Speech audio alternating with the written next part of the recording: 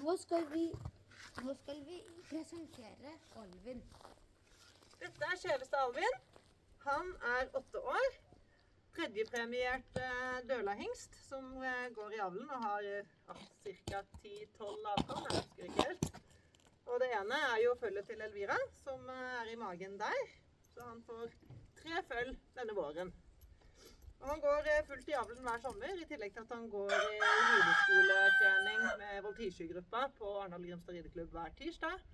Og så han brukt i masse forskjellige konkurranser. Dressur, ridning, dressur, kjøring, presisjon, maraton, skogshest. Skal vi starte nå til sommeren, men vi har brukt han litt i skogen her hjemme. Og brukshestgrenene. Så han en allsidig hest, og ikke minst så han veldig, veldig snill. Kjempetrygg og trenger aldri være redd for at han skal finne på noe når ungen rundt. Ikke sant, Heine? Ja. Ja. Han veldig skilt på nesa. Veldig skilt på nesa. Takk for intervjuet.